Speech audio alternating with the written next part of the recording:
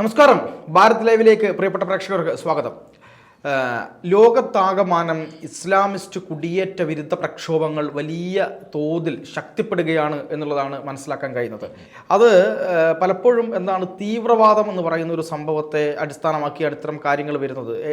എല്ലായിടത്തും ഈ കുടിയേറ്റത്തിലൂടെ വരികയും ആ കുടിയേറ്റത്തിൽ വന്നിട്ട് അതിലൊരു വിഭാഗം തീവ്രവാദ പ്രവർത്തനത്തിന് അനുകൂലമായി പോവുകയും അത്തരത്തിൽ അവിടെ വലിയ പ്രശ്നങ്ങൾ ഉണ്ടാക്കുകയും ചെയ്യുന്ന ഒരു രീതി നിലവിൽ കണ്ടുവരുന്നുണ്ട്. അല്ല, കുടിയേറ്റക്കാരായി എത്തി അതിനുശേഷം ശരിയാ നിയമം വേണമെന്ന് വാശി പിടിക്കുന്നു.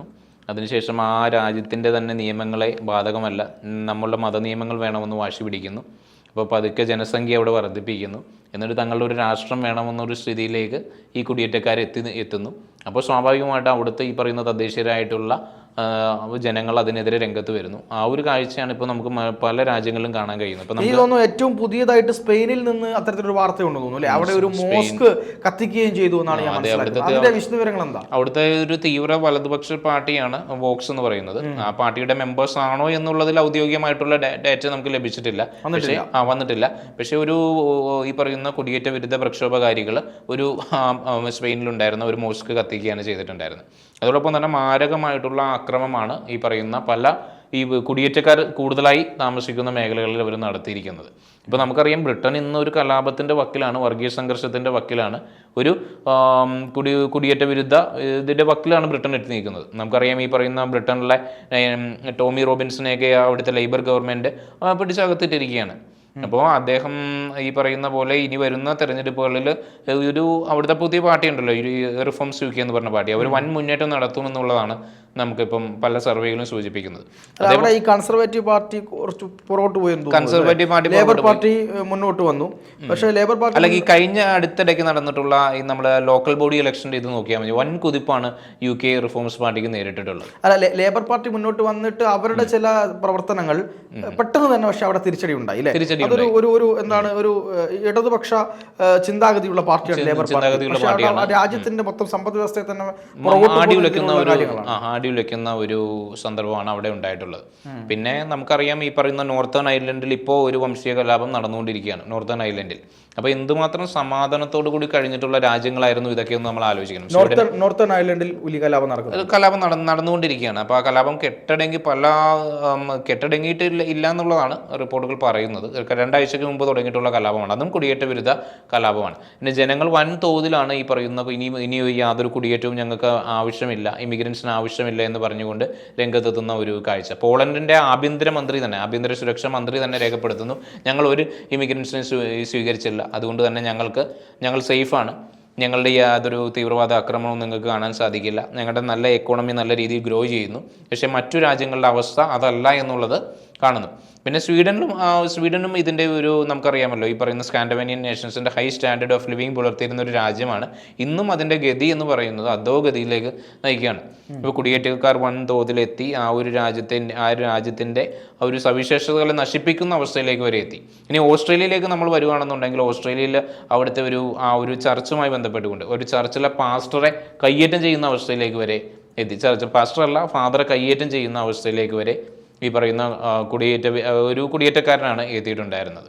അപ്പോൾ ആ ഒരു തരത്തിൽ പിന്നെ നമുക്ക് ന്യൂയോർക്കിലെ കാര്യം പറയണ്ടല്ലോ, ന്യൂയോർക്കിലെ മേയർ സ്ഥാനാർത്ഥിയായിട്ട് വന്നിരിക്കുന്ന വ്യക്തി ഒക്കെ പറയണ്ടല്ലോ. അപ്പോൾ അവർ ഈ പറയുന്ന കുടിയേറ്റക്കാരുടെ ഒരു ലക്ഷ്യം എന്ന് പറയുന്നത് കോളനൈസേഷനാണ് അവരുടെ ലക്ഷ്യം എന്ന് പറയുന്നത്. പക്ഷേ ഇത്തരത്തിലുള്ള കുടിയേറ്റക്കാർക്ക് ഓരോ രാജ്യങ്ങളിലേക്കും കുടിയേറുക, അവിടെ പ്രശ്നങ്ങൾ ഉണ്ടാക്കുക, പതുക്കെ അവിടെ ഒരു വലിയ ക്രമസമാധാന പ്രശ്നം ഉടലെടുത്തുകൊണ്ട് തങ്ങളുടെ ആവശ്യങ്ങൾ ഉന്നയിക്കുക, ഭരണ രംഗത്തേക്ക് കടന്നു കയറുക, തങ്ങളുടെ മതപരമായ അല്ലെങ്കിൽ നയങ്ങൾ അവിടെ അടിച്ചേൽപ്പിക്കാനോ രൂപപ്പെടുത്താനോ ഒക്കെ ബലമായ ഫോഴ്സ് ചെയ്തുകൊണ്ടുള്ള കാര്യങ്ങൾ വരിക.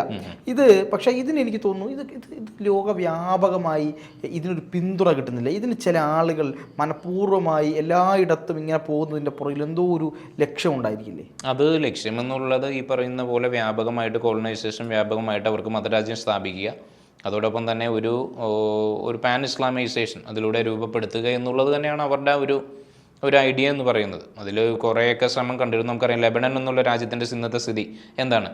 1980-70കളിൽ എന്തുമാത്രം മികച്ച അല്ലെങ്കിൽ മനോഹരമായിട്ടുള്ള ഒരു രാജ്യമായിരുന്നു ലെബനൻ എന്ന് പറയുന്ന രാജ്യം. ആ രാജ്യം ഇന്ന് ഈ പറയുന്ന തീവ്രവാദത്തിൻ്റെ വക്കിലേക്ക് എത്താനുള്ള കാരണമെന്ന് പറയുന്നത് എന്താണ്? ഇതേപോലെ തന്നെ ഈ കുടിയേറ്റക്കാരെ സ്വീകരിച്ചു എന്നുള്ള പേരിലാണ് ആ രാജ്യം ഇന്ന് തരിപ്പണമായിരിക്കുന്ന അവസ്ഥയിലേക്ക് എത്തിയത്. ലെബനോൺ തരിപ്പണമായിരിക്കുന്ന അവസ്ഥയിലേക്ക് എത്തിയിരിക്കുന്നത്. ഇപ്പോൾ ഇന്ന് ഗബ്രിയേൽ ബിഗ്രേൽ എന്ന് പറഞ്ഞിട്ടുള്ള ഒരു വ്യക്തിയുണ്ട് ലെബനോണുമായി ബന്ധപ്പെട്ടുകൊണ്ട്. അവർ ഈ പറയുന്ന USA പല വേദികളിലും അവരിത് തുറന്നു പറയുന്ന കാര്യമാണ് ലെബനോണിൻ്റെ മുമ്പത്തെ സ്ഥിതിയും ഇപ്പോഴത്തെ സ്ഥിതിയും ഒക്കെ തന്നെ. പിന്നെ പല ഇപ്പോൾ USA മാത്രമല്ല മറ്റു പല രാജ്യങ്ങളിലും ഇത് ഒരു തുടർക്കഥയായി തുടർന്നുകൊണ്ടിരിക്കുന്ന ഒരു അവസ്ഥയാണ് കാണുന്നത്. ഇത് മൂലം വൻ തരത്തിൽ ഈ പറയുന്ന തീവ്ര വലതുപക്ഷം വലിയൊരു തോതിൽ വളർന്നുകൊണ്ടിരിക്കുന്നു യൂറോപ്പിൽ മൊത്തത്തിൽ. നമുക്കറിയാം മെലോണിൻ്റെ നേതൃത്വത്തിൽ ബ്രദേഴ്സ് ഓഫ് ഇറ്റലി, അതോടൊപ്പം തന്നെ ഹംഗറി ഭരിക്കുന്നത് തീവ്ര വലതുപക്ഷമാണ്. ഇപ്പോൾ UK, ഫ്രാൻസിൽ ഇനിയിപ്പോൾ മേരി ലീപ്പിൻ വീണ്ടും അധികാരത്തിലേക്ക് വരുമെന്ന് പറയുന്നു. ജർമ്മനിയിൽ തീവ്ര വലതുപക്ഷമായിട്ടുള്ള AfD 2ാം സ്ഥാനത്തേക്ക് എത്തുന്നു. അപ്പോൾ ലോകത്തെമ്പാടും ഈ പറയുന്ന കുടിയേറ്റ വിരുദ്ധ നയങ്ങൾക്കെതിരെയും ഈ പറയുന്ന ഈ ഇസ്ലാമിസ്റ്റ് നയങ്ങൾക്കെതിരെയും അവിടുത്തെ തന്നെ വലതുപക്ഷം അല്ലെങ്കിൽ ഈ പറഞ്ഞ റൈറ്റ് വിങ് ഗ്രൂപ്പുകൾ രൂപപ്പെടുന്ന ഒരു കാഴ്ചയാണ്. ഇന്ത്യയിലും റൈറ്റ് വിങ് പൊളിറ്റിക്സിന് വലിയ പ്രാധാന്യം കിട്ടുന്നു. കിട്ടുന്നു. ഞാൻ അവിടെ ഒരു കാര്യം ചോദിക്കാൻ ഉദ്ദേശിക്കുന്നത്, ഇപ്പം യൂറോപ്യൻ രാജ്യങ്ങളെ കുറിച്ച് പറഞ്ഞല്ലോ. ഈ യൂറോപ്യൻ രാജ്യങ്ങളിൽ എനിക്ക് തോന്നുന്നു പടിഞ്ഞാറ് യൂറോപ്പ് ഉൾപ്പെടെ മൊത്തം യൂറോപ്യൻ രാജ്യങ്ങളിലേക്കും ക്രിസ്ത്യൻ പ്രദേശങ്ങളിലേക്ക് ഒരു പ്രധാനമായും യൂറോപ്യൻ രാജ്യങ്ങൾ ഈ ക്രിസ്ത്യൻ കൺട്രികളാണല്ലോ. അപ്പോൾ അവിടത്തേക്ക് ഒരു എന്താണ് പല രീതികളിലുള്ള കുടിയേറ്റം ഉണ്ടാവുകയും ഒടുവിൽ അവർക്ക് വലിയ പ്രശ്നം അവിടെ ഉണ്ടാവുകയും കുടിയേറ്റക്കാരും അവിടുത്തെ അവിടുത്തെ എന്താ പറയുക പൗരന്മാർ അവിടുത്തെ ജനങ്ങളും തമ്മിൽ ഏറ്റുമുട്ടുന്ന ഒരു അവസ്ഥയിലേക്ക് പോവുകയും ചെയ്യുന്ന ഒരു അവസ്ഥയുണ്ട്. ഇത്തരം അവസ്ഥകൾ അല്ലെങ്കിൽ അത്തരം അവസ്ഥകൾ സൃഷ്ടിക്കുന്നതിന് അല്ലെങ്കിൽ അത്തരത്തിലുള്ള അവസ്ഥകൾ സൃഷ്ടിച്ച ആളുകൾക്ക് ലോകത്താകമാനം അവിടത്തെയൊക്കെ ഈ ഇടതു ചായ്വുള്ള പാർട്ടികൾ അവർക്ക് സഹായകമായി നിൽക്കുന്നു എന്നൊരു സത്യമുണ്ട്.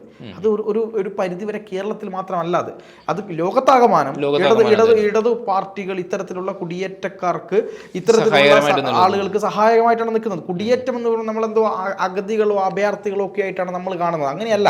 യഥാർത്ഥത്തിൽ ഒരു കൃത്യമായ താല്പര്യത്തോടു കൂടി വന്ന അവിടുത്തെ അവിടുത്തെ ഒരു അധികാരം പിടിച്ചെടുക്കാനുള്ള ഒരു രീതിയിലോട്ട് പലരും മാറിപ്പോകുന്നുണ്ട്. അതാണ് സത്യവും. പക്ഷെ അങ്ങനെയുള്ള അത് തിരിച്ചറിഞ്ഞ അവിടുത്തെ ജനങ്ങൾ റൈറ്റ് വിങ് പൊളിറ്റിക്സിനെ ശക്തിപ്പെടുത്താനുള്ള തീരുമാനം അല്ലെങ്കിൽ റൈറ്റ് വിങ് പൊളിറ്റിക്സ് ആണ് ശരി എന്നത് പണ്ട് USSRും അമേരിക്കയും തമ്മിൽ ശീതയുദ്ധം നടന്നപ്പോൾ USSR തകർന്ന് അമേരിക്കൻ പക്ഷം വിജയിച്ച സമയത്ത് അപ്പോഴും പറഞ്ഞൊരു കാര്യം ഉണ്ടായിരുന്നു.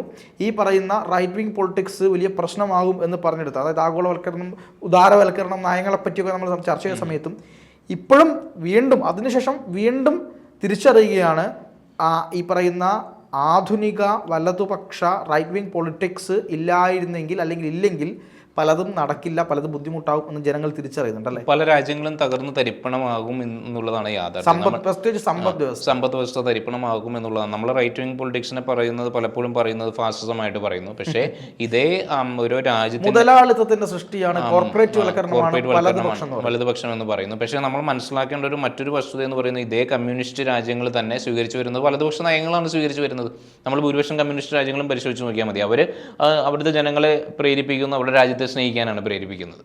പല കമ്മ്യൂണിസ്റ്റ് പാർട്ടികളും, നമ്മളിപ്പോൾ ചൈനീസ് കമ്മ്യൂണിസ്റ്റ് പാർട്ടി ആയിരുന്നാലും റഷ്യയിലെ കമ്മ്യൂണിസ്റ്റ് പാർട്ടി ആയിരുന്നാലും ഇപ്പോൾ ശ്രീലങ്കയിൽ ഉണ്ടായിരുന്ന കമ്മ്യൂണിസ്റ്റ് പാർട്ടി ആയിരുന്നാലും അവർ ഇന്നും ജനങ്ങളോട് പറയുന്നത് അവരുടെ രാജ്യത്തെ സ്നേഹിക്കാനും അവരുടെ നാഷണലിസത്തെ വളർത്താനുമാണ് പറയുന്നത്. അപ്പോൾ നമ്മൾ ഒറ്റ സംശയം, അതായത് ഈ പറയുന്ന പോലെ അത് വളരെ കാര്യമുണ്ടെന്ന് തോന്നുന്നു. അതായത് കമ്മ്യൂണിസ്റ്റ് രാജ്യങ്ങളുണ്ട് നമ്മുടെ ലോകത്ത്.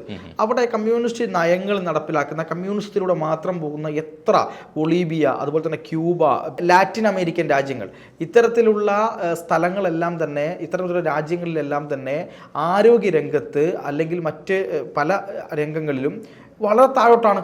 അവിടെ നമുക്ക് പോയിട്ട് ഏതെങ്കിലും ഒരു ലാറ്റിൻ അമേരിക്കൻ രാജ്യത്തെ നമുക്ക് ചൂണ്ടിക്കാണിച്ച് ഇവർ മികച്ച ചികിത്സയാണ്, അവിടെ പോയാൽ നമുക്ക് നമ്മുടെ അസുഖം മാറുമെന്ന് പറയാൻ പറ്റില്ല. അവിടെയും ഈ പറയുന്ന വലതുപക്ഷ രാജ്യങ്ങളാണ് ഈ കാര്യങ്ങളിൽ മുന്നിൽ. അമേരിക്കയും ബ്രിട്ടനും അതുപോലെ തന്നെ സ്വീഡൻ ആയിക്കോട്ടെ, അത്തരത്തിൽ പല രാജ്യങ്ങളിലാണ്. ചൈനയിൽ പോലും അത്തരത്തിലുള്ള വികസനങ്ങളില്ല എന്നാണ്. എന്നിട്ടും ഈ പറയുന്ന ലാറ്റിൻ അമേരിക്കൻ രാജ്യങ്ങളും ചൈനയും ഉൾപ്പെടെയുള്ള രാജ്യങ്ങൾ കമ്മ്യൂണിസ്റ്റ് പാതയിൽ നിന്ന് വിട്ട് വലതുപക്ഷ നയങ്ങളിലേക്ക് പോകേണ്ടി വരുന്നു. എന്തിന് കേരളത്തിൽ പോലും അങ്ങനെ പോകേണ്ടി വരുന്നു. അപ്പം അതിൻ്റെ ആത്യന്തികമായ ഫലം എന്ന് പറയുന്നത് വലതുപക്ഷ നയങ്ങളില്ലാതെ മുന്നോട്ട് പോകാൻ കഴിയില്ല എന്നുള്ളത് തന്നെയാണ്. കാരണം വലതുപക്ഷ നയങ്ങൾ നമ്മൾ ഫാസിസമായി അനുഭവപ്പെട്ടാലും ഒരു രാജ്യത്തിൻ്റെ നന്മയ്ക്ക് വേണ്ടിയിട്ട് വലതുപക്ഷ നയങ്ങളാണ് ശരിയെന്ന് നമുക്ക് തോന്നിപ്പോകുന്നു. വലതുപക്ഷ നയങ്ങളാണ് ഒരു രാജ്യത്തെ മുന്നോട്ട് നയിക്കുന്നത് എന്ന് തോന്നിപ്പോകുന്നു. ഇല്ലാതെ ഒരിക്കലും ഒരു മതഭരണകൂട രീതിയോ അല്ലെങ്കിൽ ഒരു മതവ്യവസ്ഥാപിത ഭരണമോ അതല്ലെങ്കിൽ ഈ ലിബറൽ നയങ്ങളോ എല്ലാം തന്നെ ഒരു രാജ്യത്തെ തകർക്കുകയാണ് ചെയ്യുന്നത് എന്നുള്ളതാണ് ഈ രാജ്യങ്ങളൊക്കെ നമ്മൾ പറയാതെ പറയുന്നത്.